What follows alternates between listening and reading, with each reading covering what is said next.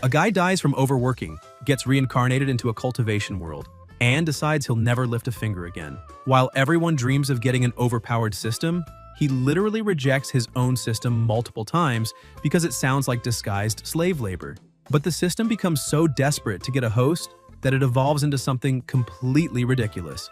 An invincible laying down system. Yep, the protagonist literally gets stronger by breathing, relaxing, and doing absolutely nothing. The guy jumps straight into the Emperor realm without training, gains insane techniques while chilling under a tree, and even makes empresses, sects, and legendary cultivators kneel before him without understanding what's happening. And without further ado, let's get into the video because this is absolute cinema. A young man was lying in the middle of a forest under a tree, completely happy because he did not need to cultivate or fight in the palace, and he even had his own establishment. His life after being reborn in that world was extremely relaxing, exactly the way he liked it. Suddenly, a tiny woman appeared in front of him, saying that she was his spiritual assistant and that he needed to contact her to start his tasks. But the protagonist refused, saying that he did not want to and told her to go away. The poor thing became upset and asked why he was rejecting her, since she was there to help him dominate the world of cultivation. The young man looked at her and pointed out that he knew the nature of that kind of system and that she truly was impressive. However, the truth was that all of that was about endless torture, with those rankings and arrogant people everywhere. In his past life, he had worked himself to death, and now that he had come back to life, she wanted him to go back to working for a system again. And that was not going to happen. The spiritual assistant insisted, begging him to give her a chance and promising to work hard to improve. But the protagonist kept the same thought, saying that working was out of the question and that he would never work again in his entire life. His assistant became confused, asking if the host was rejecting her because she was not working hard enough, and if that meant she needed to become stronger. After evolving her system, she went to him again, saying that the strongest cheat system had been updated, and the required task for beginners was to bang their head against a wall. Because of that, he needed to get ready and bind himself to her to begin. But once again, the protagonist refused, saying that he had a fear of pain and that she needed to find someone else. He thought that he could not even have peace while relieving himself, and that system was being extremely annoying. She tried again with another update, telling him to bind himself to her, enter the gate of the spiritual sword sect, and receive exclusive rewards. He refused again, asking how that was any different from clocking in at work. The spiritual assistant became upset, wondering why she was always being rejected, and the only conclusion was that she was not working hard enough. She decided to try one more time and ran over to him, but the protagonist interrupted her before she could say anything, saying that he did not even want to hear it. But his spiritual assistant said that this time, the system had been upgraded into the best invincible lying down system. He only needed to bind himself to her to receive countless rewards. This caught his attention, and the protagonist asked if he had heard correctly and if the system was only about lying down. She said yes, because that was the best invincible lying down system. After the two of them bound themselves together, he would become invincible in the cultivation world just by lying down. The protagonist said that this really was impressive and asked if she was not trying to trick him into binding himself, only to then make him work himself to death like a fat pig. His assistant raised her hand, saying that it was an oath and that if she deceived him, she would freeze because of an error. The protagonist thought that the system really did seem very sincere and that maybe he should give it a try. He told her that he would agree and trust her this time. As soon as the two began the binding, she congratulated the host because he had successfully bound himself to the system and, because of that, had received his first reward, Emperor Potential. He was currently in the mortal Emperor state, initial stage. The protagonist was impressed and asked if he had really understood correctly because, apparently, he had jumped straight from the mortal realm to the Emperor realm. His spiritual assistant continued announcing, saying that it had been detected that the host was breathing, so he would immediately receive a realm advancement as a reward and a primordial Dao fruit. He went from the initial Emperor stage to the second Emperor stage. The protagonist continued to be surprised because just by breathing, he had already advanced an entire realm, and this really was an invincible lying down system. He began releasing an absurd amount of energy and shouted, saying that he was already at the second Emperor stage, so he no longer needed to hold himself back. That amount of energy was so overwhelming that kilometers away, inside a city, it caught everyone's attention. One of the young men felt that tremor and asked what was happening, and whether the spiritual sect was perhaps about to face a disaster. Another young man ordered them to immediately ring the bell to summon the 9 souls and gather all the elders in the main hall for an emergency meeting, since the power being displayed belonged to a new emperor who had just appeared, and the last time that happened was 500 years ago. Because of that, they needed to quickly investigate which sect or school this new emperor belonged to. In Xuanji Palace in the Great Shang Dynasty, they shouted that they had just glimpsed the secret of the heavens and needed to report to the empress immediately. This new emperor's name was Wang Yang, and he was in the spiritual sword sect. Everyone, let's change the system's name to Tang Ping. Yang was sitting there saying that if things had been this good in his past life, it would have been much better because he had lived 26 years without even holding a girl's hand. His assistant appeared saying that she had detected that the host wanted to find a Dao companion so she could display the available targets at that moment. The protagonist was impressed, asking if the invincible system could help with that too. Ying said that she had filtered the most interesting targets for him so he could choose. But the protagonist said that it did not work that way because they did not need to talk about which one he would choose, since he had to win them over, and that was too much work. Ying asked him not to forget to claim his rewards from the Dao Companion mission. Yang became a little confused and asked the system to wait a moment because he had not even gone after anyone yet, so why did he already have a reward? But suddenly, news arrived that Empress Ye Linlang of the Great Shang Dynasty was requesting an audience with Emperor Yang. Meanwhile, in the palace, the person leading the meeting asked Elder Bai Fang if the sect had any elder named Wang Yang. Fang pointed out that he had never heard of him. Besides, he had read the records of the entire sect and found no one with that name. The other man beside him explained that perhaps the protagonist was some disciple who had not been registered in the spiritual sword sect. One of the young men present said that he had just remembered that the ancestral founder had a master named Wang. Fang stood up and shouted, saying that it made perfect sense, and that this Wang Yang was probably the true ancestral founder, who had been hiding his identity and protecting the spiritual sword sect until now. The person leading the meeting asked Zhang Feng to go welcome the empress, while the rest of the spiritual sect had to follow him to greet the ancestor on their knees. A short time later, they went to the protagonist, and everyone knelt down, greeting the founding ancestor. The protagonist became a little confused and asked Ying if this was also some kind of system reward. She explained that this was spontaneous behavior and was not related to the system. He thinks that in that case, he will just let things flow and asks everyone to stand up, as they do not need to be so formal. The leader of the group, calling the protagonist the founding ancestor, says that the empress of the Shang dynasty wishes to speak with him, asking if he knows why, and the protagonist replies that she is probably there to propose marriage. The woman who was with the group is surprised, asking how that is possible, while other members of the group say that it is shocking and ask if they heard correctly, stating that there is no precedent for such a thing. Yang looked at all of them and said that the empress was there, so he should go greet her. Meanwhile, somewhere else, the empress was sitting in a chair, asking if it was possible that the new emperor did not want to meet her. Changfeng said that the founder had been meditating behind the mountains, so she only needed to wait a moment, and he should arrive soon. The protagonist arrived, and the empress noticed that his aura and clothing did not resemble those of a legendary emperor. This made her think that perhaps the prophecy of the royal council was wrong. The protagonist realized that he had completely forgotten to change before meeting the empress. He asked Ying to give him an impressive set of equipment because he needed to improve his image. Ying said that she had just detected that the meeting task had been completed, and the reward he had received was a set of imperial dragon armor. Lin Lang was impressed by the new outfit and thought that the protagonist was indeed an emperor, and that his realm was far higher than hers. She bowed before him and introduced herself, saying that her name was Lin Lang and that she was the empress. She was there to humbly ask him to save the Great Shang dynasty. The protagonist was surprised, wondering if she was the same empress who had conquered the 6 nations. He asked her to rise and said that he understood the difficulties she was going through. However, he pointed out that he had lived in seclusion for years, precisely to avoid worldly matters. But the empress continued insisting and said that if the protagonist could save the great dynasty, she would accept any condition. The young man from before thought that the empress was making a great sacrifice. Even so, the protagonist was still a little reluctant to accept. Lin Lang noticed this and said that if the emperor did not mind, she could offer herself to him. Fang and the young man beside him were impressed because the empress was offering herself, and this was the biggest news in the cultivation world. Yang thought that although he was tempted by the empress's offer, accepting it might still bring him many problems in the future. Ying informed her master that the empress possessed the extremely rare and immortal phoenix physique. The protagonist, still confused, asked the system if there was anything special about it.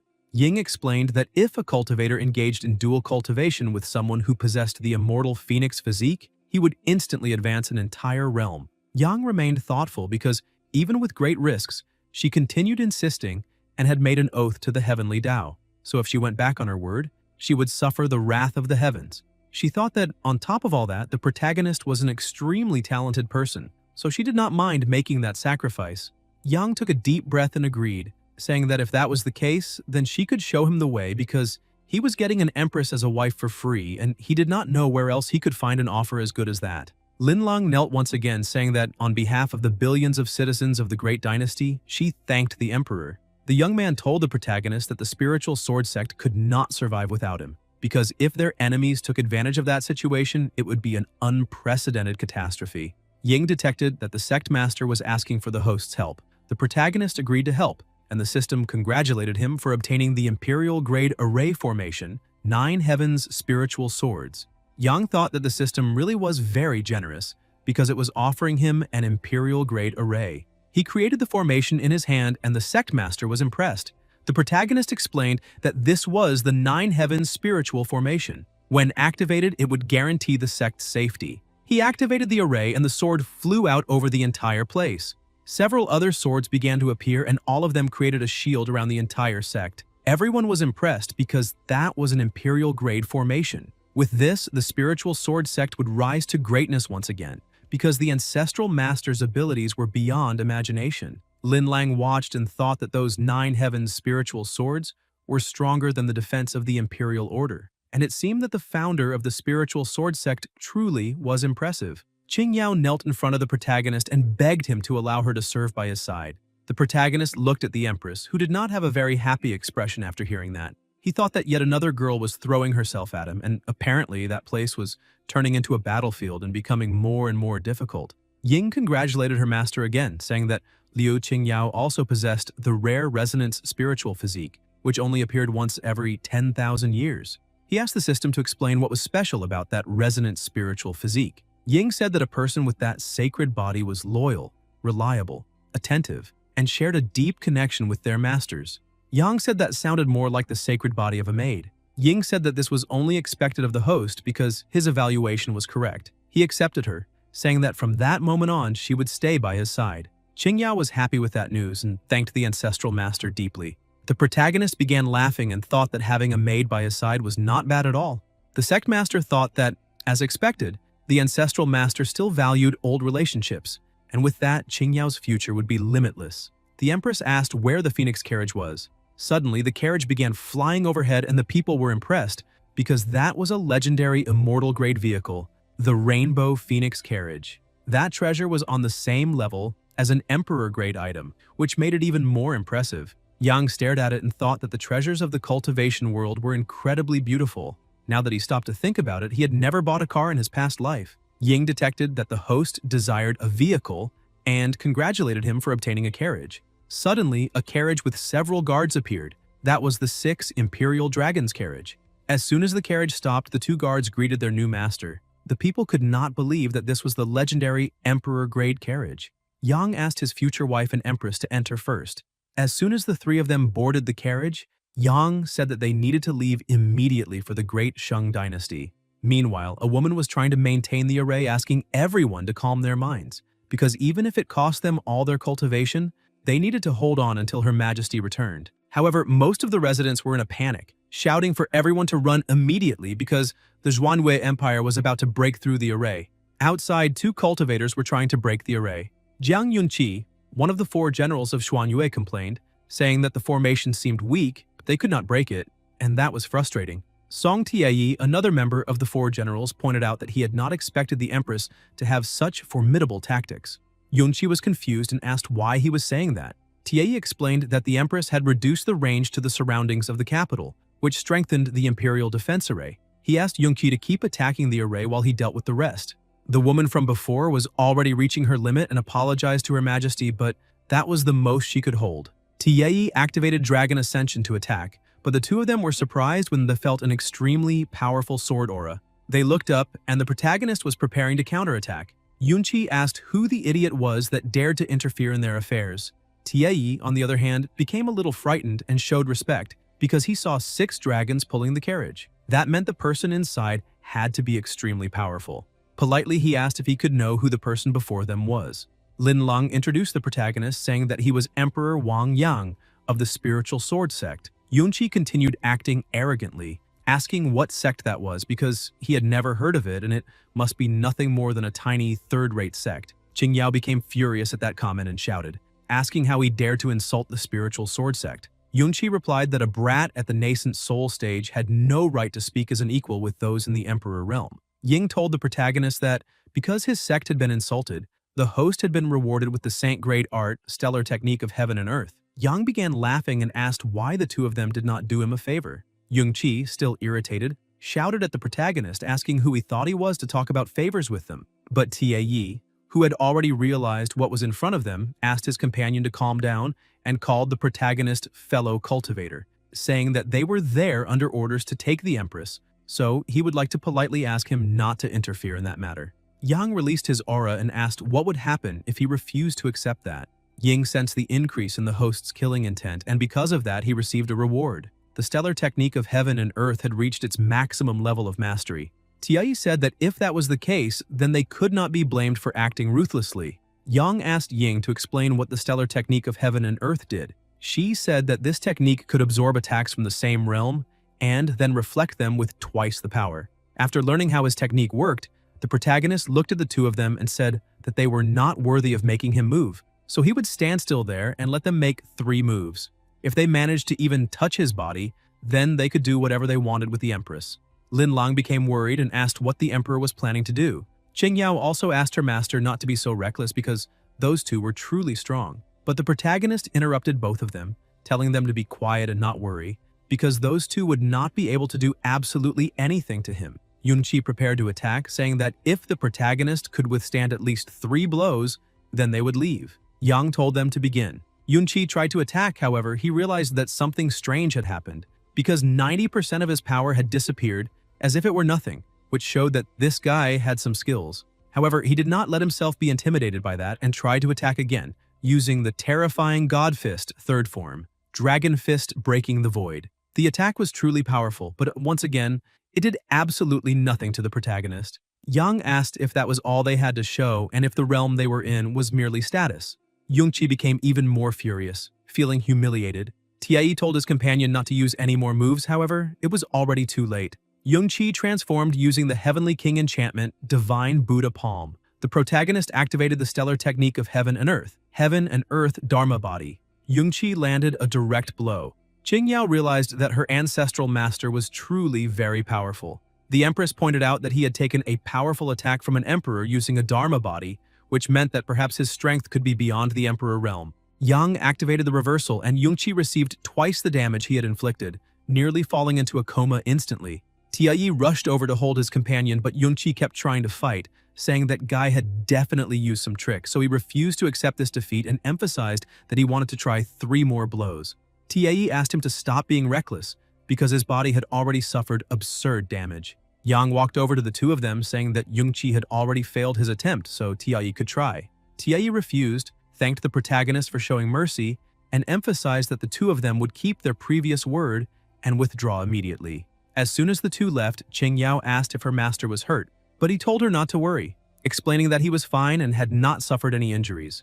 The Empress praised him, saying that the technique he had just used was phenomenal. Yang thanked her and explained that it was nothing to him. Lin Lang emphasized that the great dynasty was now indebted to the Emperor's kindness, so she was very grateful. They would have a banquet later at the Imperial Palace, and she would like to have the honor of their presence.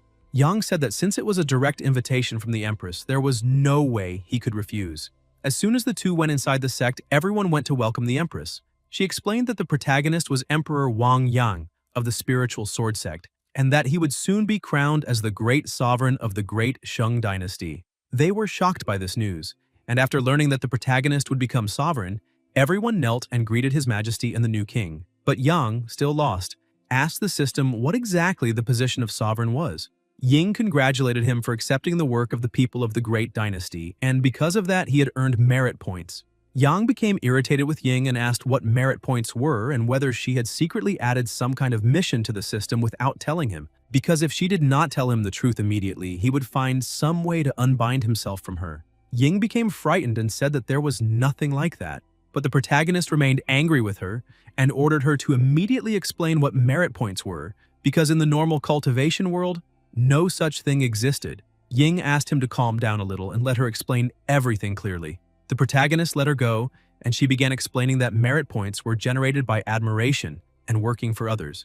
Doing good deeds, saving lives, or serving the country, all of that would bring merit points. Yang asked if that meant being a good person already made him even stronger. Because if that really was the result, why would he need to work? Ying continued explaining that gathering a large amount of wishes was not easy, but kings and high-ranking officials, because they were respected, could gain merits quickly. And if he used merits to form a Dharma body, he could become stronger than the nascent soul realm from the very beginning. The protagonist finally understood and looked at the Empress, saying that apparently she had formed her Dharma body through merits. Ying said no because the Empress was a rare dual cultivator. Linlang noticed that he was a little too serious and asked if he did not like the capital. The protagonist said that was not it, because he was only remembering the past. He thought that the value of that Empress kept increasing more and more. As they walked through the capital, all the residents kept wishing them long life and kneeling, because that mysterious expert had saved the capital and had an immortal aura. Qingyao kept looking at her new master and thought that he was very handsome, so she should stay by his side, even if it was only as a servant. Suddenly, a man knelt near the Empress and she became irritated. The man said that the Grand Counselor was being sent back to the Heavenly Secret Pavilion. Yang calmed Linlang, asking why they did not visit the Grand Counselor first. She apologized for losing her composure. The woman who had been maintaining the array earlier was the Grand Counselor. Several people were gathered around her bed, begging her not to leave them and emphasizing that she could not remain injured. The Empress opened the door, apologizing to her master, saying that she had arrived too late. The counselor looked at the Empress and asked how many more times she would have to ask her to call her Grand Counselor in public. The protagonist looked at her and thought that it was truly a pity for such a beautiful woman to die like that. The counselor thanked Yang for saving the Empress and the entire dynasty. Lin Lang shouted for everyone to summon the immortal doctor to heal the Grand Counselor immediately. But the counselor refused, saying there was no need to do that because, in her current condition, only a 9-cycle rebirth pill from the superior immortal realm could save her. Ying appeared once again, saying that she had detected that someone needed treatment, so the host would receive that supreme-grade 9-cycle rebirth pill. The protagonist emphasized that the system knew very well how to cause trouble. He held the pill in his hand and hesitated, wondering whether he should keep that pill or use it immediately to try to save that woman's life. Yang asked the Empress not to be sad because he had the pill they needed to save her. He thought that saving lives came first and that it would be a pity for a beauty like that to die. Lin Lang was flattered, saying that the pill was extremely valuable, so she would like to thank him again. The other two were happy to see that their master would be saved. As soon as Lin Lang placed the pill in the Grand Counselor's mouth, she woke up, and an exponential energy began to grow inside her body. The protagonist was impressed because that pill truly had special effects, and it was no wonder it could only be found in the superior immortal realm. Lin Lang asked her master if she was all right because, apparently, she had advanced a realm. The counselor went over to the protagonist and thanked him, saying that thanks to the pill he had bestowed upon her, she had not only healed all her injuries, but had also advanced to the intermediate stage of the Immortal King realm. Yang asked her not to mention it because it was only a simple matter and there was no need to cause so much trouble. Suddenly, another person entered the room, telling the Empress that the banquet was ready. Lin Lang asked Yang to join them at the banquet. A short time later, already seated at the table, he was a little worried because he had not drunk alcohol since being reborn in that world, so he wanted to know how strong that drink could be. Ying said that she had just detected that the host would drink alcohol, so he needed to receive the Emperor-grade technique called the Wine Dragon Qi technique. This technique converted alcohol, medicinal potency, or poison into true qi, greatly increasing the body's reaction speed. The protagonist was happy because now he could drink and eat without worrying. The Empress stood up, saying that this first cup of wine came from herself and the Heavenly Secret Pavilion, thanking the Emperor for the pill that saved the Grand Counselor. She drank the wine and said that with this second cup of wine on behalf of all the citizens of the Great Dynasty, she would toast the Great Emperor, thanking him for saving the Great Dynasty. And with the third, she would toast the Emperor once more because from now on he would be the sovereign of the Great Shang Dynasty. The citizens present were shocked because sovereign meant exactly that.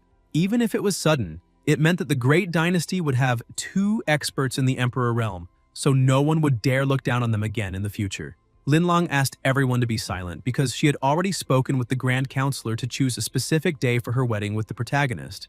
Qingyao interrupted the Empress, saying that this was a major event and could not be rushed like that. Lin Lang emphasized that she had made a heavenly oath not to marry anyone other than Emperor Yang. So what right did she, a mere junior, have to oppose that decision? Qingyao stood firm and shouted at the empress, explaining that she was not opposing her marriage to her master. However, she wanted to emphasize that weddings required proper rituals and ceremonies. If the great Shang dynasty handled everything, it would make it seem as if the spiritual sword sect was neglecting the ancestral master. Meanwhile, the protagonist simply sat there, drinking his wine and thinking that watching two beauties argue was very entertaining. So that trip had been well worth it.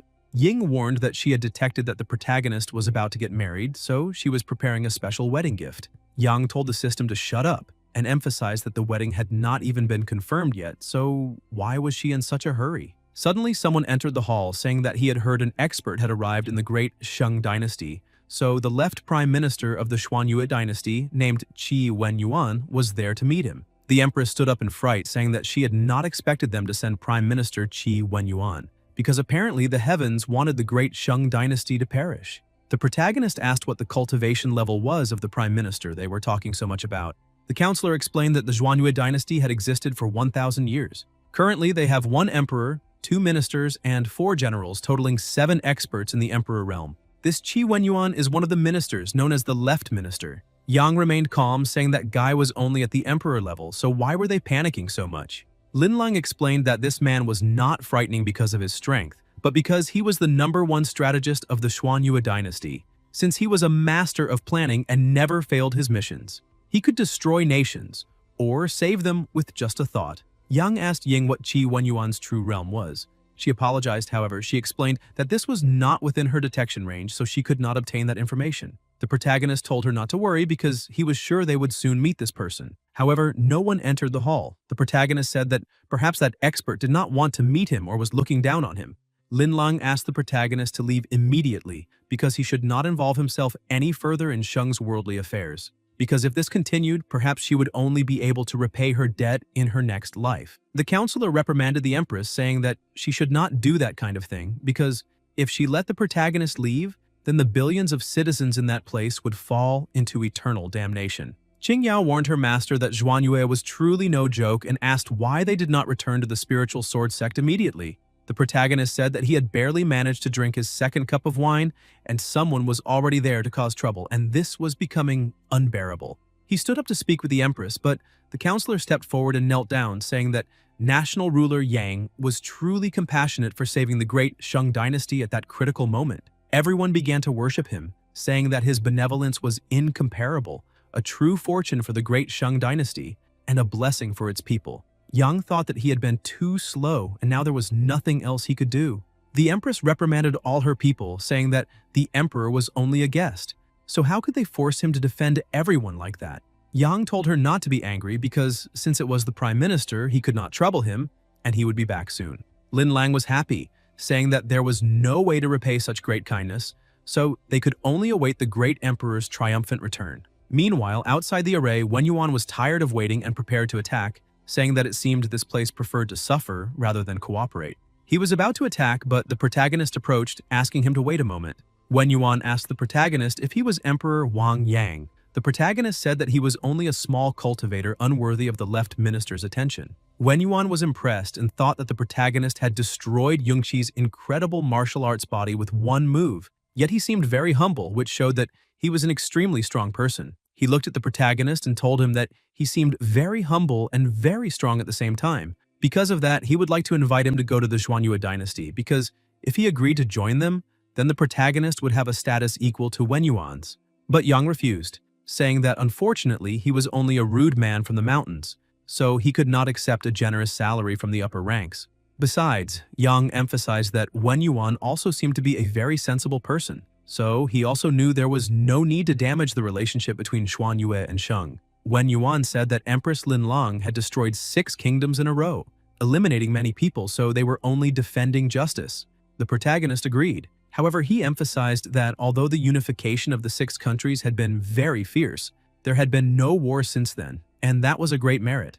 Wenyuan praised the protagonist, saying that he had excellent dialogue and a good mind. However, he had received an order to arrest the empress and take her away. Yang emphasized that he respected Wenyuan greatly as a person. However, on that day, they would only talk about pleasant matters and would not create conflict. Wenyuan explained that conflict between the 2 nations was inevitable, But if the protagonist had any other solution, he could feel free to speak. Yang agreed, saying that a battle between gentlemen did not necessarily need to be fought with swords, but also with words. Wen Yuan pointed out that if the protagonist lost using words, he could not later say that it was unfair. However, the protagonist was already thinking that later, he would use Chinese poetry to defeat his opponent. Wen Yuan created a game, saying that they could make a bet, and if the protagonist happened to win, then he promised that he would no longer deal with the Empress's matter.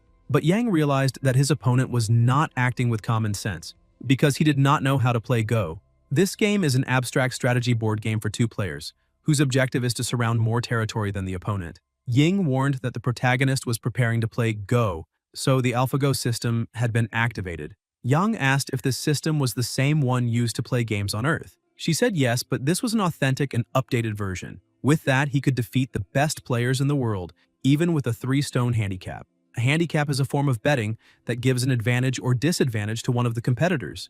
After hearing that, the protagonist felt a little more relieved, saying that now his skills could dominate the world. He accepted the challenge, saying that in this case it was very difficult to back down, and asked Wen Yuan to make the first move. Wen Yuan asked if the protagonist was really going to give him the first move. Yang asked who had said he would only give him the first move and emphasized that he could make 2 moves ahead. Wen Yuan felt a little embarrassed and asked if the protagonist was trying to insult him, because his skills in that game were known throughout all the realms. Yang focused and emphasized that the words of a gentleman could not be taken back, so if his opponent won, he would accept any punishment.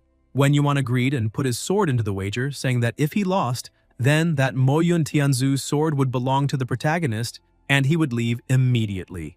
Ying warned that the system was loading the game data. A short time later, the system counted the number of white moves and deduced that the percentage was at a 99.9% chance of victory. The protagonist was impressed, seeing that the system truly was very intelligent, and apparently, he really could win this. Meanwhile, the residents were watching that scene, asking if the emperor was really playing Go with the left prime minister, because this was madness since it was impossible to win. When Wen Yuan played alone against the Suanyue dynasty, he defeated all 18 national players, so his strength in that game was truly terrifying. The Empress reprimanded everyone who was commenting on it, telling them not to say anything else, because the Emperor would return triumphant, and that was a fact. Qingyao thought that the ancestral master might even win that game, which showed that he was very versatile. The counselor was still a little frightened, because the protagonist was facing a top-tier player and had even given him a 2-piece advantage. This was unprecedented, but she hoped nothing would go wrong. Meanwhile, in the game, Wen Yuan was incredulous,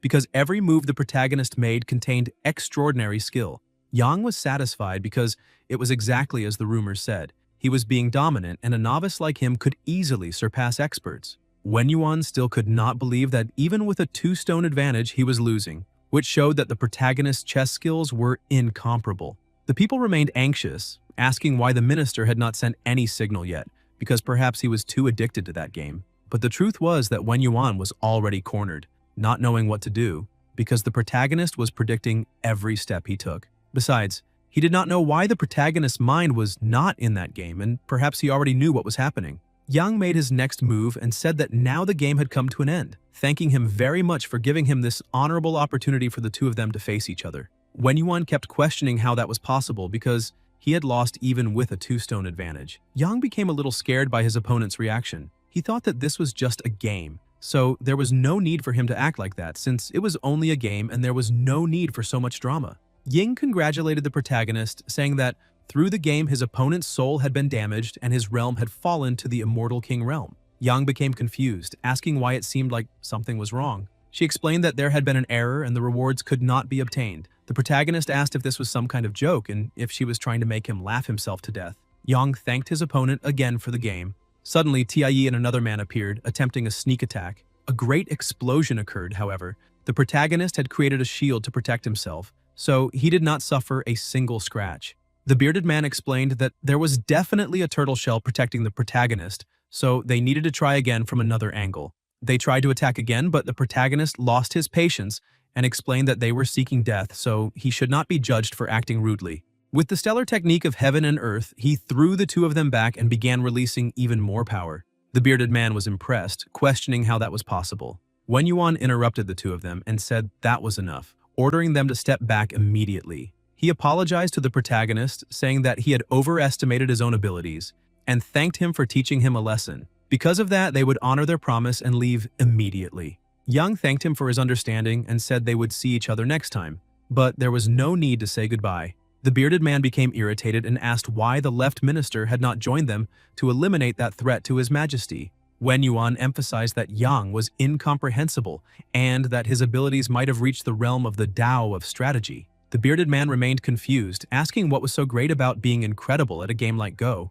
Wen Yuan explained that this could be the realm of a sage of the heavenly Tao and asked what he thought that meant. The bearded man was surprised and said that was basically impossible, but Wen Yuan already knew what he was facing, so he needed to return immediately and persuade his majesty not to put a target on the Shang dynasty. If they angered that man, the consequences would be terrible and unimaginable. While the protagonist was returning to the capital, Ying was shouting that she was going to come out while trembling. The protagonist found that a little strange and thought that maybe she had a stomachache, but suddenly she created a crystal, saying that it was finally refined. Yang asked what that crystal was because it did not seem like much. Ying explained that the fragment belonged to the heavenly Tao, and that no matter how exceptional a cultivator's talent was, if he did not understand the fragment of the heavenly Tao, he could not become a Tao sage. The protagonist accepted the explanation and began trying to comprehend that fragment.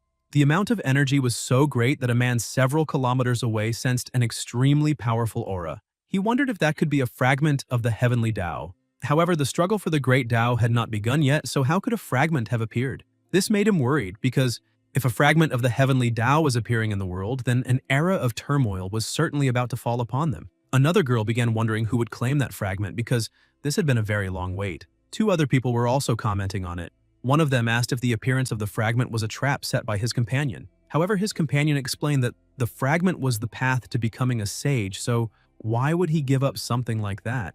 Meanwhile, the protagonist had been taken somewhere else. He asked what kind of environment that was. The system explained that this was the heavenly Tao altar inside the sea of his consciousness. The fragment's place was at the center of the disc, and in that way, the protagonist would be able to activate its power. Yang threw the fragment onto the altar and it fit perfectly. An overwhelming wave of chi began to emanate from it. He began leveling up rapidly, reaching the path of strategy, 9th rank, hidden wisdom. The protagonist was impressed because not only had his realm evolved, but he had also gained a new level of the heavenly Tao. Ying explained that the 9th rank, hidden wisdom, granted 3 black stones and 3 white stones, and using each one guaranteed different opportunities. The protagonist remained confused, asking what those opportunities were and whether that was for internal or external players, so the system needed to be a little more specific. Ying continued the explanation, saying that it was not for internal or external players. Now that he was a game master, he could use those stones to help or hinder others. Yang said that the game master sounded impressive. Ying continued, saying that a game master used the world as a board, all people became pieces, and everything within his reach. Yang interrupted her, telling her to get straight to the point and asking if he had any other power besides playing Go. She explained that currently he was immune to enemy suppression techniques from the same realm and could nullify Emperor realm suppression from supreme beings. Yang was not very happy about that because the protagonists in the works he had always read eliminated their opponents across all realms, so the ability was not very good. He returned to the city and the Empress ran over to him, saying that she had never thought his Go skills would be so magnificent, which showed that her husband was truly revealing. Yang explained that Wen Yuan's heart had been damaged because he lost the match, so his realm had fallen to Immortal King, and he would not cause trouble for the great Shang dynasty for a good while. Once again, all the people began applauding and wishing long life to the new lord. Lin Lang asked someone to bring more wine immediately, because she wanted to toast the sovereign's triumphant return. He picked up one of his pieces and tossed it upward. This caused the array to be strengthened. Ying congratulated him for strengthening the Imperial Protection Array and establishing a connection with it. The system's reward was a sacred-grade sword technique called Sword of the 9 Tribulations. The Grand Counselor noticed that something was happening and asked why it seemed like the Imperial Protection Array had changed. The protagonist finally understood how the white stones worked. They could turn everyone into pieces, and that meant he could control others. He imagined his wife wearing some other clothes, asking him if those clothes were a little embarrassing. Yang asked the Grand Counselor to remain calm and explained that he had just upgraded the Imperial Protection Array. Unless an expert from the Supreme Realm arrived, that array would resist all external enemies. They thought that the Imperial Protection Array had indeed been strengthened, and that apparently the Emperor was incomprehensible, something no one could explain. Meanwhile, in the other dynasty, a man was drinking some wine and said that no one could have thought that even the calculating left minister would lose. A report was delivered to His Majesty saying that the powerful expert named Yang, whom Empress Linlang had invited, was incredibly strong. Because of that, he hoped His Majesty would temporarily stop his actions against the great Shang dynasty. He was Emperor Xuanyue. He became furious and punched the table, shouting that that dynasty was very small and yet they could not even handle this. He ordered them to immediately summon the right minister and have her destroy the great Shang dynasty at once. However, the man remained worried, asking the emperor not to do that because this was now a crucial moment in the north, so he should not ruin a major plan because of a moment of anger. Xuanyue emphasized that nothing was more important than capturing the empress, and if they could not do it, he would personally lead the army to annihilate that Shang dynasty. Meanwhile, in Shang, everyone was cheering for the protagonist, saying that he was the wisest and most powerful lord because he had frightened away the enemy with a simple game, in addition to possessing divine and incomparable skills, expelling the forces of the Xuanyue dynasty with a single move. The counselor told the empress and the protagonist that she had made some calculations, and that in 5 days it would be an auspicious day for the wedding, so she suggested starting the preparations. Linlang became a little embarrassed and asked the imperial counselor if she was not being too hasty with the preparations. Since this was an important event, they should first have the Lord's approval. Yang thought that one of them was embarrassed and the other was pale, which made him wonder if he really had any choice. He decided to speak and said that, for this wedding, he could return to the spiritual sword sect to make the preparations. Linlang said that he did not need to worry about the wedding preparations because the imperial counselor could take care of everything. Qingyao interfered again, telling the empress and the imperial counselor that they could handle everything inside the Shang dynasty. But the ancestral master still needed to return and prepare the dowry and the welcoming ceremony. Linlang agreed because the new lord had just mentioned that this would also be a major event for the spiritual sword sect, so proper preparations needed to be made for that occasion. However, she was still a little worried that the customs of the spiritual sword sect might be different from what the Shang dynasty usually did. She asked the counselor if this could become a problem for the ceremony. The counselor said that the Lord's plan was to return to the spiritual sword sect, so she would like to go with him, because she was the imperial counselor of the great Shang dynasty and was very versatile in wedding preparations. The protagonist thought that this was his first time getting married in that world, so it would be very helpful to bring an expert along with him. He agreed and said that she could go with him to his sect. Before they left, the empress went to the exit and told her new lord that she would miss him greatly, so she wished she could return to the spiritual sword sect with him. Yang laughed and asked why she needed to miss him, because in 5 days they would get married and he would take her home.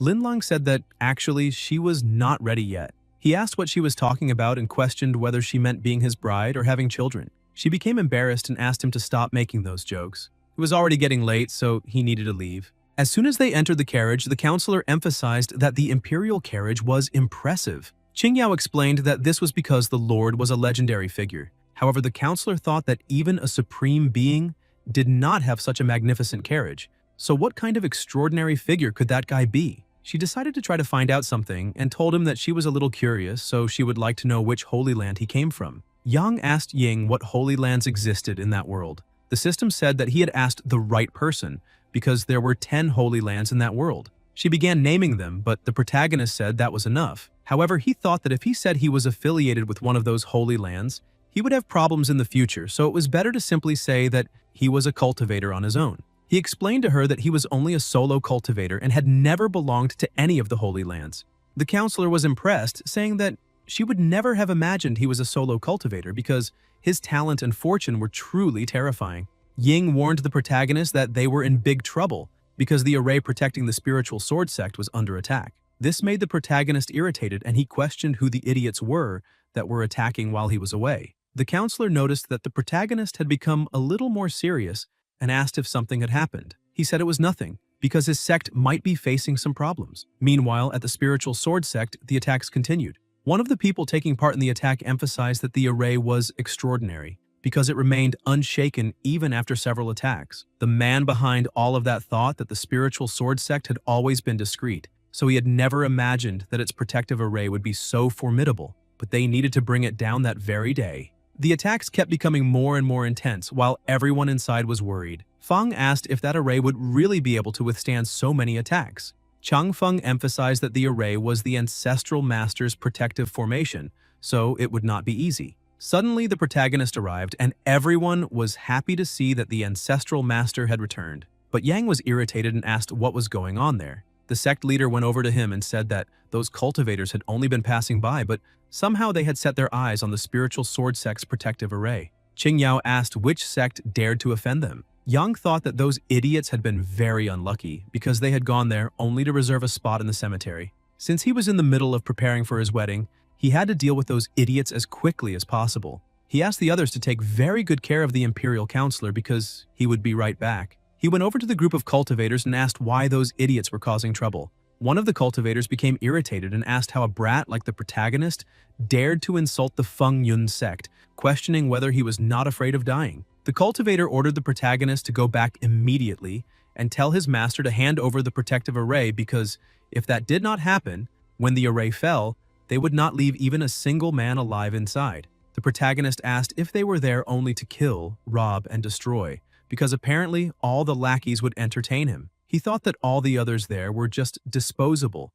so perhaps they were there only to be eliminated. The leader told the protagonist that that small sect did not deserve that array, and if they could not take it, others would, so it was better for him to hand it over obediently. That way, they might even leave the protagonist's corpse intact. The protagonist asked the system to check the cultivation level of the two idiots on the other side. Ying said that one was an emperor at the second stage, the second was at the peak of the immortal king realm, and the other was a perfect immortal. Yang could not believe that those useless people still dared to act so shamelessly in front of him with such an insignificant level. But this was a great opportunity because he still had not used the Saint-grade sword technique, so he could test it immediately. He opened the system, found and learned the sword technique, immediately receiving the reward. The sword of the 9 tribulations of heaven and earth reached perfect mastery. He also found and learned the 9 heavenly profound swords technique, raising it to the maximum as well. Yang held his sword and said that he would give them 10 seconds to disappear, otherwise they would all be eliminated instantly. The group leader became irritated, saying that the sect masters of the protagonist's sect spoke to him as a venerable one, so he could not believe that after 200 years the spiritual sword sect had produced a useless brat like the protagonist. However, one of the disciples told his master that there was no need to waste words on someone as useless as that. They only needed to eliminate him and then destroy the sect, but the protagonist cut him in half with a single strike, pulverizing his body. The leader was frightened, shouting for his disciple, and asked how the protagonist dared to attack the Feng Yun sect. But Yang had already run out of patience and said that they had offended his sect, and that was an unforgivable act, which meant they had just met death. The leader, irritated, said that the protagonist had killed his disciple, so he, Lingji Zhenren, would eliminate the protagonist and completely eradicate the sect. Yang asked if he really had the ability to do that, because if that was the occasion, then he would also be sent to hell along with his disciple.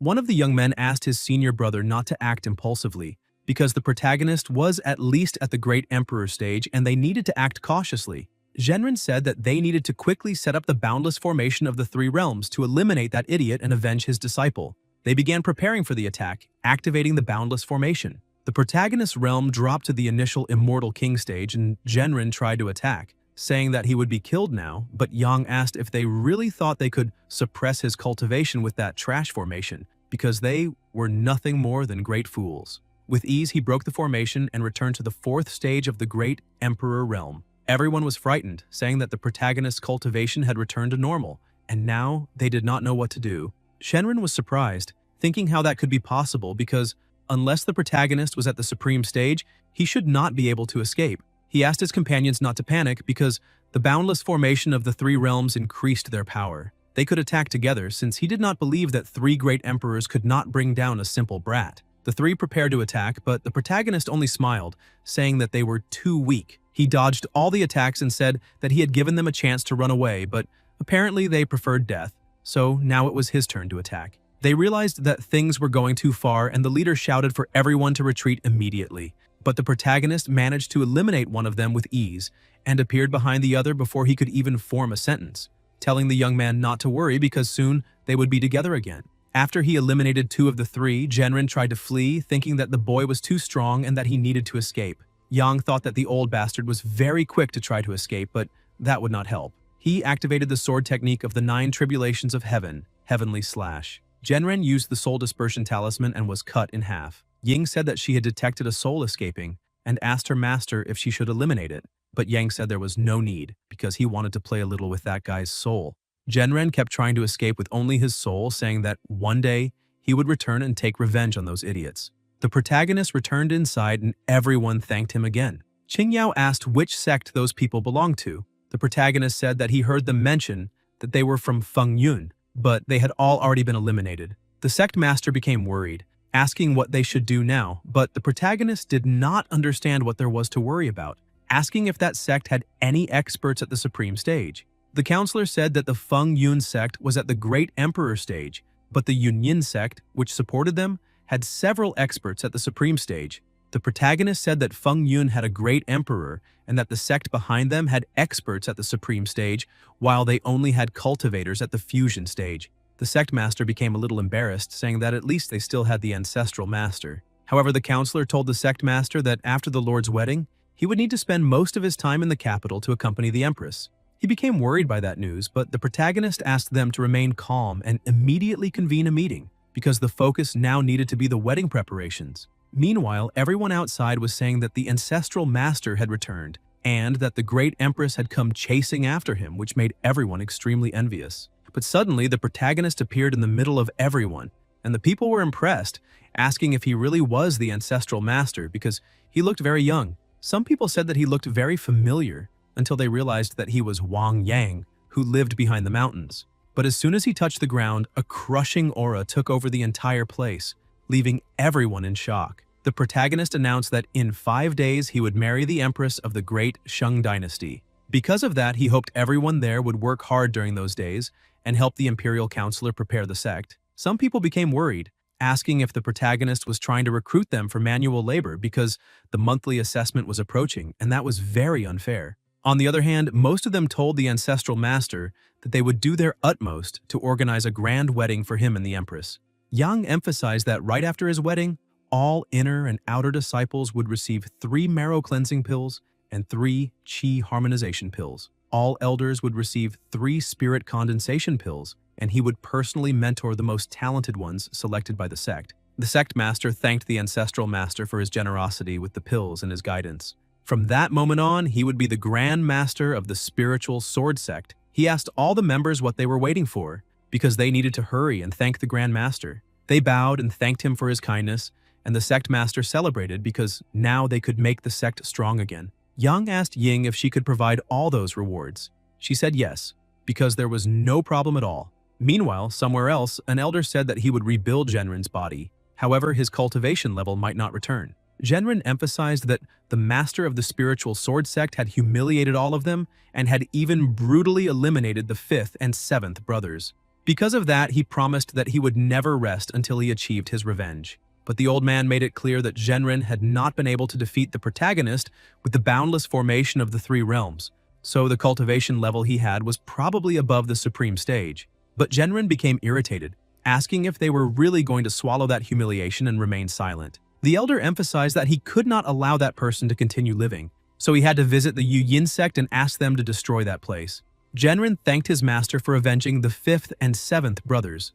Meanwhile, in the protagonist sect, everyone was working hard to make the place as perfect as possible. The counselor went to the sect master, saying that this was the dowry list she had prepared, and asked him to take a look. As soon as he began reading, he saw that the list included the golden brocade robe, the heavenly fire-glazed furnace, a nirvana phoenix feather, and the deep sea blood coral. This made him a little frightened because all those gifts were extremely precious, so perhaps they would not be able to prepare them. The counselor asked him not to worry so much because the Lord and the Empress were in love, so those wedding gifts were only a formality. Yang entered and questioned how his wedding with the Empress could be treated so lightly, because even if the spiritual sword sect was casual, they could not disrespect the great Shang dynasty. The counselor apologized to her lord for her presumption, because she should not have made decisions for the spiritual sword sect. Yang emphasized that the wedding gifts had already been prepared and that he certainly would not disappoint his future wife. As soon as the counselor saw the list, she was impressed, because it included the divine lightning sword, the 7-colored radiant robe,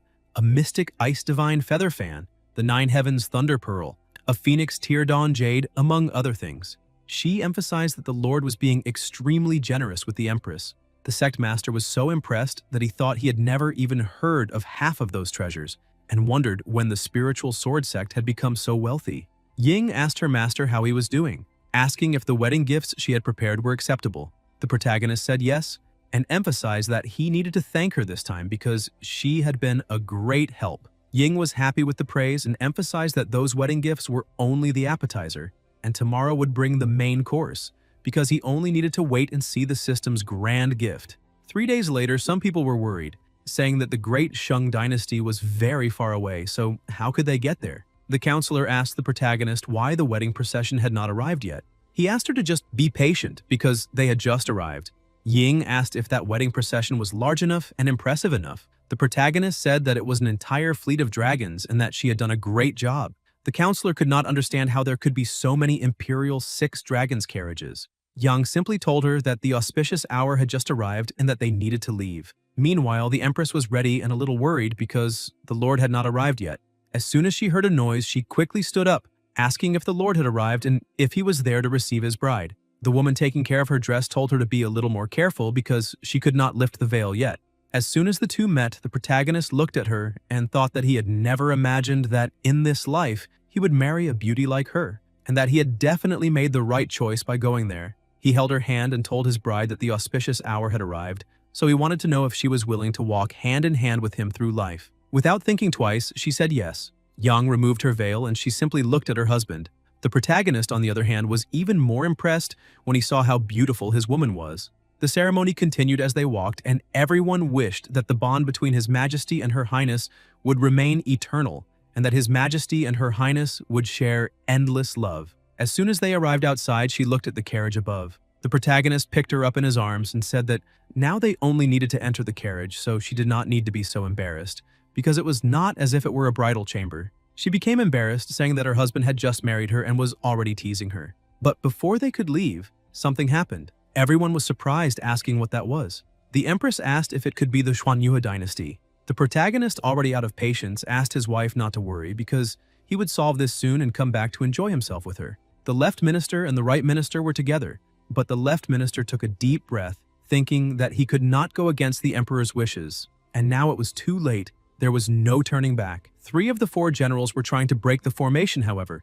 It was more resistant than before. The protagonist went to them, and Wen Yuan tried to speak politely with the protagonist, but irritated, he asked Wen Yuan to stop that, because he did not need that false courtesy, since he had the audacity to go back on his word and return to cause trouble. Wen Yuan tried to explain that orders were absolute, so if he handed over the empress, they were willing to offer any compensation. Yang asked what kind of compensation that would be, because today was his wedding day with the empress, and he had not been planning a bloodbath. But since the trash of the Xuanyue dynasty had come back to pressure them, none of them would leave that place alive. He took out Divine Light, the Ning sword. Wen Yuan asked Yuexin if she could deal with that first, and she agreed. He asked the 3 generals to help him with the formation. He began the formation with the flying azure dragon, the roaring white tiger, the dancing vermilion bird, and the guarding black tortoise. The power of the 4 divine beasts needed to answer his call, and with that, the formation was activated. The protagonist said that he had managed to bring out the flying azure dragon, the white tiger, the vermilion bird, and the black tortoise. But all of that to him was just a simple snake, a cat, a parakeet, and a tortoise. So they could witness him break that ridiculous formation. He asked if they really thought those little pets could intimidate anyone, because he would destroy the pathetic formation they had just created. He thought that Wen Yuan was controlling that formation, so if he dealt with that old man first, the formation would be finished. Wen Yuan saw the sword strike and became worried because it was too strong, and shouted for everyone to help him. Their attacks collided, causing a massive explosion and a shockwave. Wen Yuan felt a serious wound in his body, thinking that this was a dominant sword technique, and that if not for the protective formation, he definitely would have lost his life in that attack. On the other hand, the protagonist was becoming more and more irritated, because that formation was being a huge nuisance. That heaven-devastating slash should have been enough to defeat that trash. Lin Lang began losing patience and asked the counselor to bring her Phoenix Feather Crimson Heaven sword because she would help her husband break that formation. The counselor told the empress that she could not go because that 4-beast formation had been created by the Xuantian Holy Lands and was extremely mysterious. Without supreme cultivation, it could only be broken from within. The empress remained restless, asking if they were just going to watch the Lord be bullied by those people from the Xuanyue dynasty. The counselor asked her to calm down a little because the Lord's cultivation and foundation were unfathomable, and he would find a way to break that formation. Yang was still analyzing it and realized that Wen Yuan's wounds had healed quickly, which meant that formation had some use. So perhaps he needed to go all out. He activated his Sword of the Nine Tribulations of Heaven technique, Reincarnation Tribulation. He attacked again, but the attack was not that effective. The left prime minister asked the protagonist not to be so arrogant and tried to attack him, but he also managed to defend easily, resulting in another draw between the two. He thought that apparently the only way to win was to find a way to break that formation. Otherwise, they would keep fighting there forever. Ying told him not to worry because she had already found a way to break that formation. They tried to attack again, but the protagonist dodged and asked the system to let him see the method she had prepared to break that formation. Ying said that the system had detected his strong desire to break that formation. So here was a special reward called the Eye of Heavenly Perception. She began delivering the reward. As soon as the protagonist opened his eyes, he thought he had imagined it would be Sun Wukong's fiery golden eyes, but it was the heavenly eye, like Yang Jian's power. But at least now he could see some weak points in that formation. After analyzing it for a few seconds, he finally managed to find them and attacked again with everything he had, dealing damage to all of them. Yungqi began losing his cultivation and asked what that trash had done to make his cultivation decrease. Suddenly, the protagonist appeared behind him and thanked him for thinking of him, even at the moment of his death. He eliminated Yunqi, and right after that, the other two generals with only one strike each. Wen Yuan, also wounded and with his cultivation dropping, asked if this was the protagonist's true power because it was terrifying. Yang prepared to deliver the final blow, saying that now only one remained, but Juexin stepped in front, blocking the attack and leaving the protagonist surprised. She emphasized that she would not allow him to kill the left minister. He was impressed by the right minister because apparently she had some skill, since she had managed to block his attack without much effort. He asked the system what her level really was. Ying said that he had just obtained the Heavenly Eye so he could use it to check anyone's cultivation. He tried using this new ability but ended up seeing something else and realized that it really was pink, because that contrast was a little too much. Ying became angry with him, saying that he had activated the wrong mode because that was the X-ray function of the Heavenly Eye. Juexin became embarrassed, calling the protagonist a pervert so he deserved death. He was surprised to see that she really could become embarrassed because he had thought she was just a doll. She tried to attack him, but the protagonist managed to defend and saw that she was in the 8th stage of the Great Emperor Realm, while he was only in the 4th stage of the Great Emperor Realm. The two continued fighting, but the protagonist resisted all her blows. He was impressed, thinking that her strength was truly formidable, so he needed to be careful. Wen Yuan warned that Yang should give up, because the right minister had the power to destroy nations, so he could not defeat her. Yang ordered him to be quiet, asking since when a loser like him had the right to address someone, and landed another attack, making him shut up. Juexin took advantage of that opening to try to attack, but the protagonist dodged all her attacks. While evading her strikes, he analyzed her movements and saw that her body was like a feather. Ying noticed that he was getting a little distracted and shouted for him to be careful of that woman's spear. He laughed and thanked her for the warning because he had been focused on something else and had ended up getting a little distracted. He said that fighting an empress at the 8th stage really was complicated, but that made the battle more and more interesting. Ying also became excited and told the host that she had a secret technique that could take him to the next realm, but he refused, saying that it would not be fun to cheat and win so easily, so he would keep playing with her for a little longer for now. He asked his opponent if she really liked crushing everyone in her path, but then he remembered something and asked the system if he had managed to accumulate a lot of merit points and whether he could use them now. Ying said that she had already detected that he wanted to convert his merit points. Ying issued the reward of the divine level cultivation manual called the Sacred Virtue Record. The protagonist was happy to see that those merit points would finally have some use. He asked the system to begin cultivating quickly, and Ying congratulated him for cultivating the divine level cultivation manual, Sacred Virtue Record. The merit Dharma body reached level 9, Emperor. The protagonist emphasized that, with his cultivation base at level 4 of the Great Emperor Realm, but with his level 9 Emperor Merit Dharma body, his strength was now nothing less than supreme. Because of that, it was time to have a little fun with Juexin. She became confused and at the same time surprised, asking how the protagonist had become even stronger. Yang asked her to test it for herself and find out how he had improved. Irritated, she charged forward, saying that he had been asking for death for quite some time. But the protagonist blocked all of her attacks, saying that her light was too weak. So how could she compare it to the radiance of the sun and moon? He activated his 9 Heavenly Tribulations sword ability, Solar Eclipse Strike. With a simple movement, he managed to send her weapon flying far away and quickly moved over there to pick it up. Ying was impressed to see that the spear was actually divine level,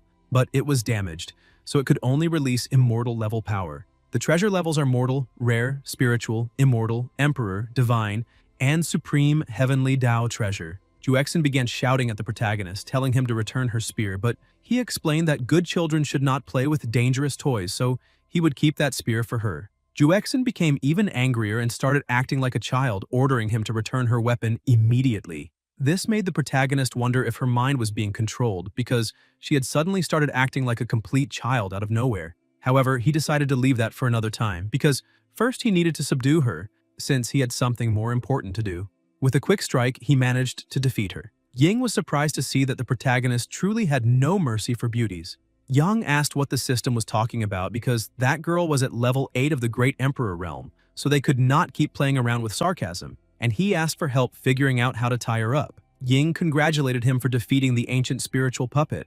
Because of that, he obtained the immortal binding rope and a divine-level cultivation manual. The protagonist realized that the immortal binding rope was very useful, however. He did not know why that cultivation manual was so mysterious. Ying explained that, as a true system, she always provided him with the best, so it would definitely be useful in the future. The manual was for repairing inflatable dolls. The protagonist asked if that manual could pass YouTube's censorship level.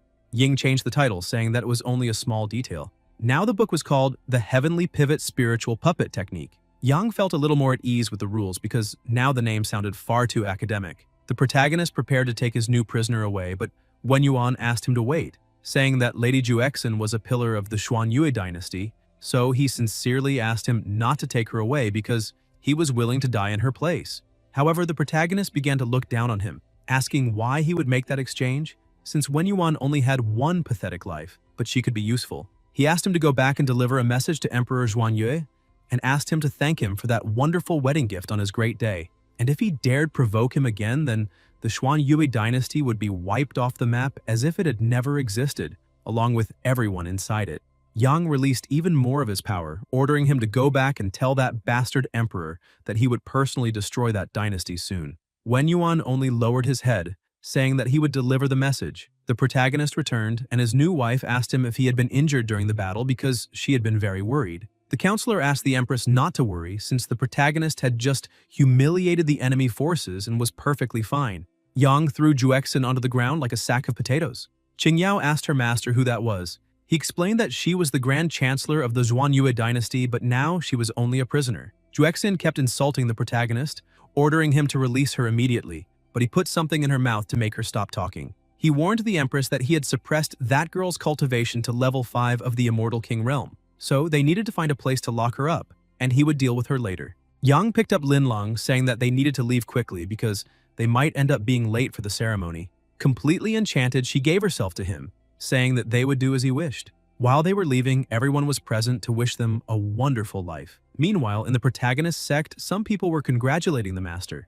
because they had never imagined that the Lingjin sect had a cultivator at the Great Emperor level. But the sect master said that it was not that impressive because the Taigu Pavilion also had a Great Emperor protecting its foundation. Fang was impressed because the pavilion, which normally always ignored them, had sent someone to the banquet.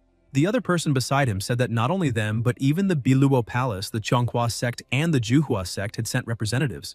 Because of that, it seemed that the Lingjian sect was about to rise, and they would no longer be just a third-level sect in the Eastern continent. Now, with the protagonist's abilities, they could believe they would reach the status of a first-level sect. The sect master became irritated with them and asked what the two of them were talking about, ordering them to go inside quickly and greet the guests because he was overwhelmed with all of that. Meanwhile, inside, one of the young masters who had been sent was sitting with several other people. The others commented that the Lingjian sect really was blessed because they had even managed to get the empress of the great Shang dynasty to marry one of them. And maybe that so-called Grand Master they kept talking about had some kind of special charm with women.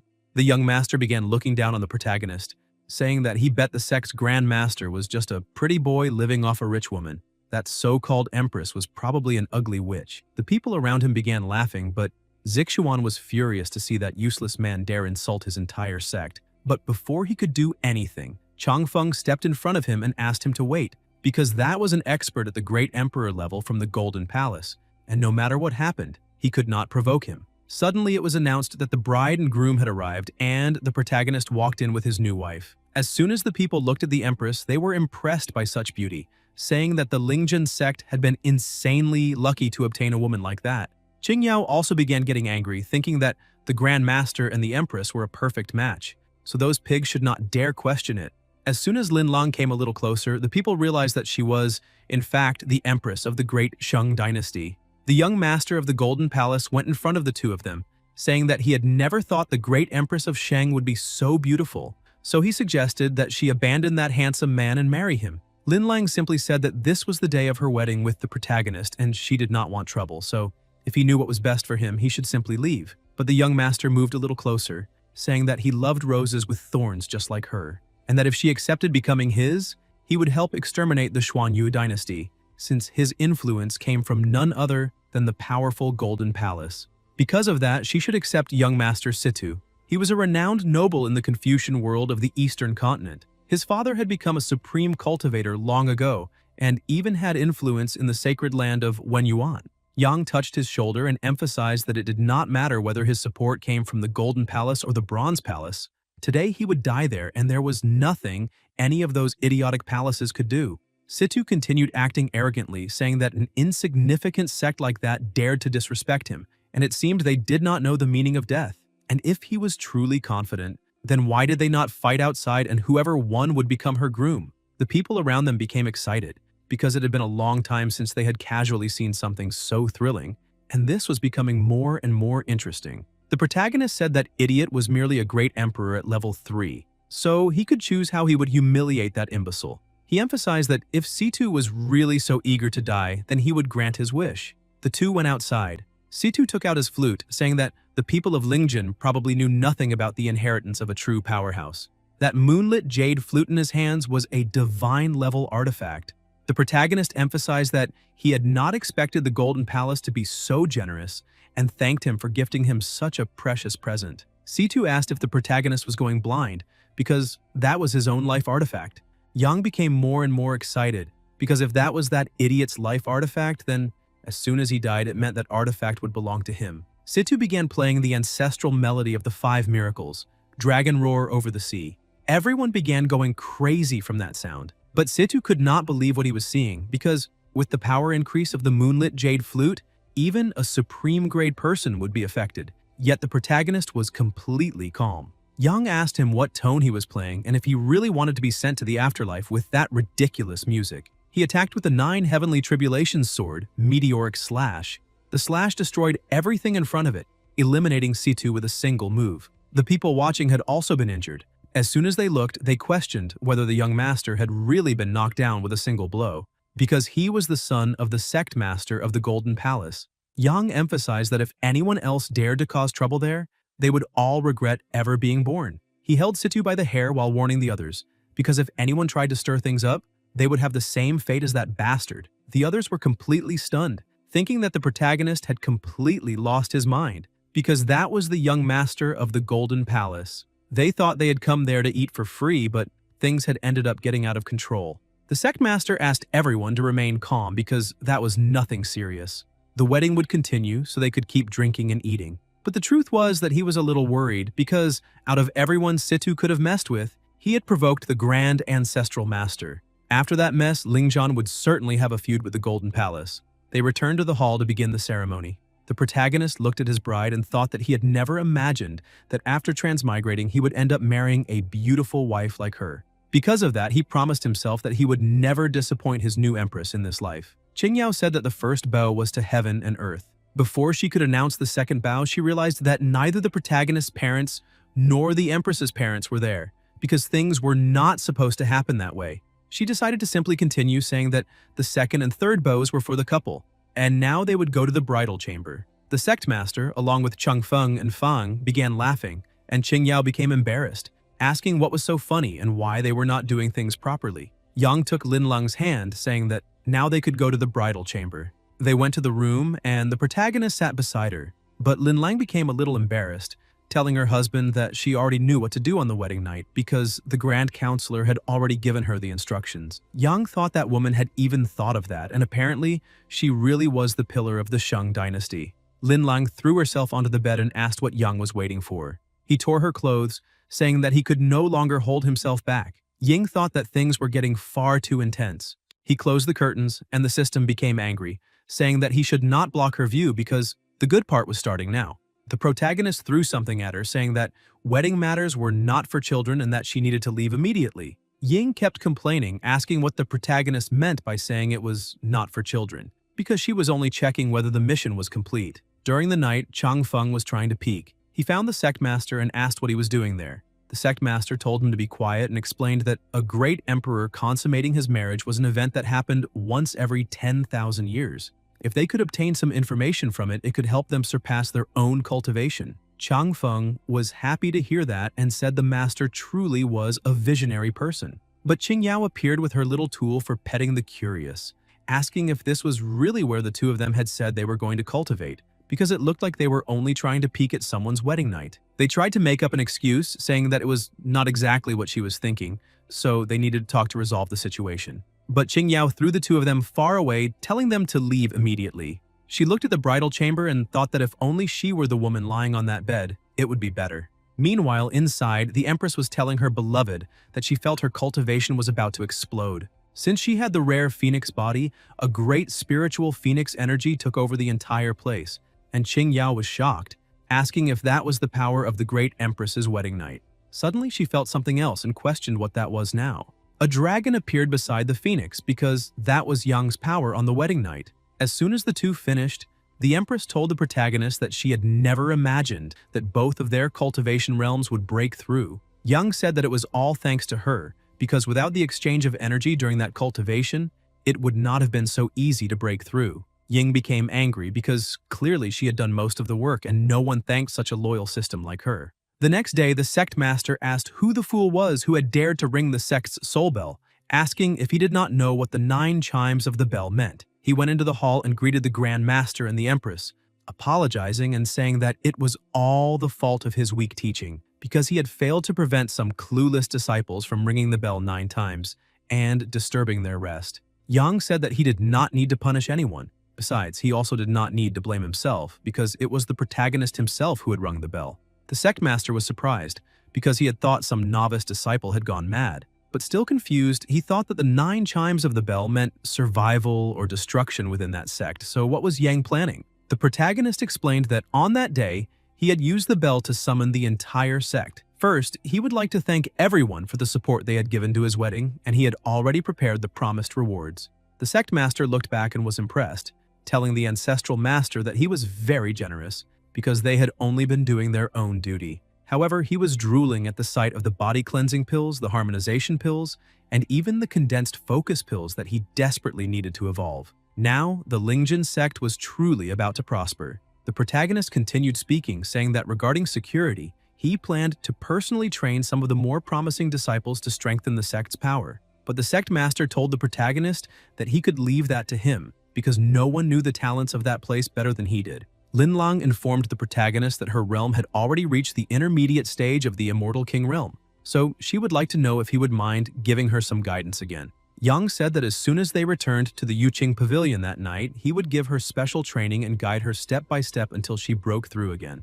Lin Lang was impressed and even a little embarrassed after hearing all of that. She shouted, saying that he was being far too bold and that this was not the proper place for that kind of comment. Qing Yao, who was also present, became embarrassed, wondering if that was something she should be hearing. Ying also thought that her host was shameless, because apparently he could not even wait to do that behind closed doors. A short time later, the sect master returned and told the protagonist that he had already brought all the promising disciples.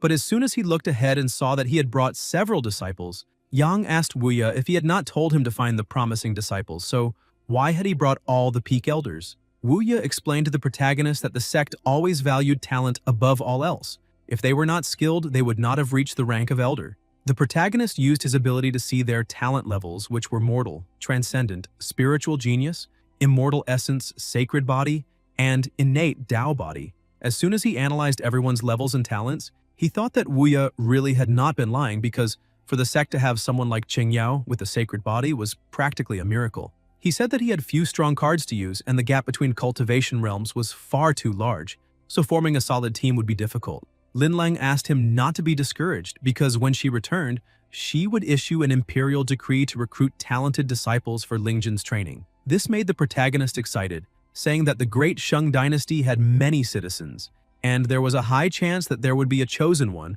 or someone destined for cultivation. Ying appeared, saying that the host had shown a desire to find a chosen one, and the task reward was a gift package of cultivation techniques. He looked at all the books and asked the system what exactly that was. She apologized, saying that it was only a system error, but that she had already fixed everything. He said that the origin of return technique could replace the sect's foundation method, so Zixuan and all his fellow disciples should focus on mastering it. And for the elders, they should cultivate the 9 profound layers abilities and focus on breaking through the great ascension to achieve immortality soon. Zixuan thanked the Grand Ancestral Master, saying that he would train as much as possible and live up to his expectations. Wuya, Fang, and Chang Feng were arguing to see who would learn that technique first. Qing Yao asked them if they could not act with a little dignity, because the Grand Master was watching. The protagonist threw a manual and she was surprised, asking if that was for her. Yang explained that if she could master the Goddess Immortal Melody technique, her cultivation could rival that of a supreme. Ying told the protagonist that he had very good taste, because that Goddess Immortal Melody technique was perfect for a sacred body or a mystical body like hers. Qing Yao fell to her knees and began thanking him after hearing that she would rival a supreme. This made her think that the Grand Ancestral Master truly cared about her, because he had even gifted her a supreme-level technique. The Empress looked at her husband and thought that perhaps this meant she was officially part of the Lingjun sect. Yang handed her the manual, but that one was different, and it was called a sutra. She asked what it was.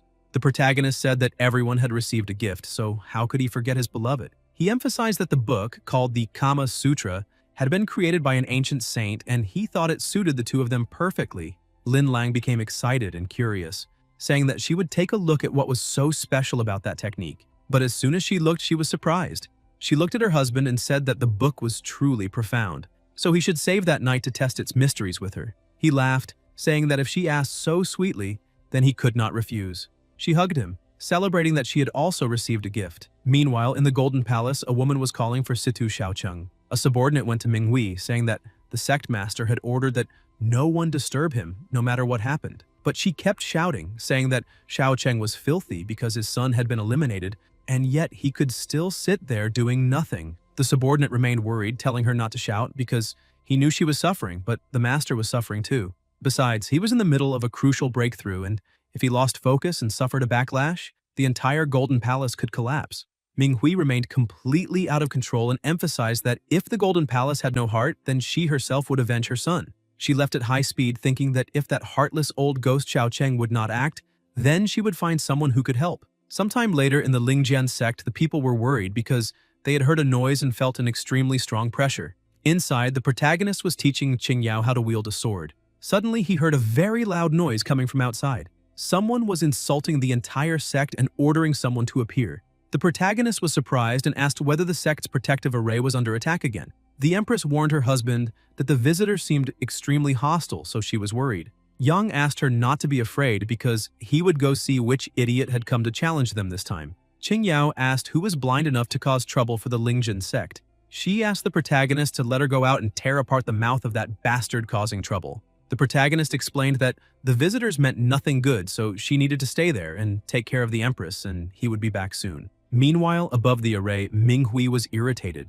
saying that that man could not even deal with the formation of a small sect. So what use was he? The man explained that this small sect actually had the formation of a great sect, and it was very complicated because it looked nothing like a ninth-rate sect. The protagonist appeared before them, saying that if they did not possess the realm of supremacy, they did not even need to waste their efforts, because they would not be able to break through the barrier. The man stepped in front of Minghui, asking where that stinking brat had come from, and saying that if the protagonist was not careful, he would die along with that sect. Yang said that he had never changed his given name, much less his surname. He was the great elder of the Lingjian sect. Minghui became furious after hearing the protagonist's name and said that now he would pay with his life for her son's death. But the man asked her not to act so impulsively because he could deal with that bastard. The protagonist began laughing, saying that the woman was a nun and the man was a Taoist, while that useless guy's father was the sect master of the Golden Palace of Confucianism. He asked if that was a rigid Confucian who had kidnapped a messy Taoist nun, because her relationships were truly confusing, enough to make one's body and hair shiver. The man became furious, ordered Yang to shut up, and introduced himself, saying that he was Hermit Tianquan and that he would definitely cut him into 1,000 pieces. But the protagonist kept mocking him. Tianquan became furious and tried to attack him, but the protagonist defended himself with ease. Tianquan asked how that was possible because the protagonist had silently absorbed his sword moves, and perhaps that brat had already reached the realm of supremacy. Yang emphasized that he could understand that woman's feelings, but suggested that they end that matter immediately. Tianquan, worried, tried to convince Minghui to withdraw, but she told him to shut up and said that he had no heart because it was her son who had died there. Minghui gathered her courage again and said that today he would not only eliminate all of Lingjian, but also cripple that bitch Lin Lang and marry her to her son in a ghost wedding. This made the protagonist furious, and the system noticed that his killing intent had returned again. Yang took out his sword, saying that he used to think that cutting the grass by the roots in novels was unnecessary, but today was an exception. Tianquan was frightened and asked what exactly he wanted to do. Yang said that he would send the two of them to accompany Situ so the family would be reunited again. Ying said that she had detected the host's desire to help people reunite, immediately issuing a saint-grade cultivation technique called the Divine Transformation Art of the Three Souls. She said that there was a reward and asked if he was not going to check it, but Yang ignored the system, saying that he would eliminate those idle fools, starting with the nun. Tianquan tried to defend, but the attack was so strong that even using all his defense, he still suffered severe damage. Minghui became furious, saying that apparently he had made no progress all these years since he could not defeat a mere brat. Tianquan explained to her that to defeat that person, they would have to use combined swordsmanship. The two prepared to attack and charge towards the protagonist, but he thought that it was simply shameful because they even had a combined sword move like a pair of adulterous lovers. Ying asked the protagonist why he did not use the new cultivation technique to deal with them. Yang asked if the divine transformation art of the three souls was not just a chi technique that manifested the three pure ones.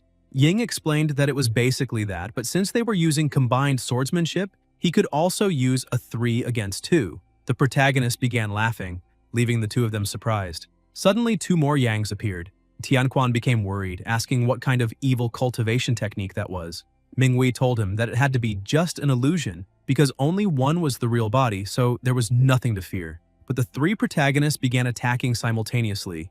Tianquan blocked one attack, but thought that the power of that sword move was extremely profound, so the protagonist really had to be in the realm of supremacy. Minghui could not even defend against the first attack. Tianquan realized that she was injured and tried to go help her. He managed to hold her before she began to fall. He realized that he had no chance of winning that battle, and told the protagonist that he truly was a magnanimous person, so he would like to offer his life to spare Minghui's. But she refused, asking him to be quiet because even if she became a ghost, she would never let that bastard go. But Yang apologized to the two of them, saying that unfortunately he was in a bad mood, so all of them needed to die. Tianquan, with no way out, said that now that he had heard that, even if it cost him his life, he would drag the protagonist down to hell with him. Ying asked Yang to be careful, but the protagonist sensed something, and apparently that little dog was planning to self-destruct. Tianquan threw himself onto Yang's body and told Minghui to run. She thought that she should have known better than to look for that useless man to support her. A great explosion occurred. Tianquan's soul tried to escape, saying that it would be better for him to go ask Xiaocheng for help. Minghui thought that, at the very least, that heartless man was in the realm of supremacy. But suddenly she received an attack to the head and questioned what kind of secret art that was. A powerful energy surrounded her, and the protagonist emphasized that he had already said that neither of them would escape today. He activated the Flying Willow Absolute Field. They entered what seemed like another dimension. She said that if she were eliminated by him, then the Buddhist sect would not let him escape, so he only needed to wait to go to hell. But Yang attacked her, saying that in any case he had already offended the scholars, the Confucians, and the Taoists, so there was no harm in adding one more sect. Ying praised him, saying that the protagonist truly was incredible, because he had challenged the 3 religions of Buddhism all by himself. Yang asked if all of that had also been part of her plan. The system said no, because how could that system plot against an elderly person like the protagonist? Besides, that system had always helped him efficiently. Yang held her affectionately and said that was very good, as long as it was true. Yang asked her to stop and go back because his wife and the others must be worried. Back inside his sect, the Empress ran over to him, asking if he was all right, because that scene just now had been terrifying. Qingyao thought that the Great Elder was truly incredible, because he had managed to defeat those invading enemies again without much difficulty. Yang said that the problem just now had been solved without much effort because it was nothing serious. Wuya asked who exactly those invaders were. Yang explained that it was Situ's mother who had caused trouble yesterday. She had brought a little dog named Tianquan, but he had not been very lucky. Wuya was surprised, asking if that really was Tianquan from the flowing water reflecting the moon sect and what they should do now. The protagonist asked what kind of sect that was. Wuya explained that the sect had 4 elegant cultivators with similar ideals. Its reputation was very well known in the Confucian world of the Eastern continent. But the protagonist said that from the description, it sounded like nothing more than an association of old people and was not threatening at all. Wuya was surprised again, thinking that the Great Elder's abilities were truly unfathomable. So he could assume that the remaining members of that sect would not dare cause trouble for the Lingjin sect. Yang asked them not to worry too much and to focus only on cultivating the secret manuals and mental arts he had provided to everyone. Wuya said that all of them needed to cultivate hard, but the Lingjin sect was not an important sect, and to begin with, its spiritual energy was pitifully scarce. Even if they cultivated hard every day, it would be difficult to advance. The protagonist agreed, saying that everything he said made some sense, so he suggested that everyone find an important sect and directly take its heavenly grotto and blessed land. Guys, if you enjoyed the video, leave a like, comment, and subscribe to the channel so you don't miss new content. Thank you.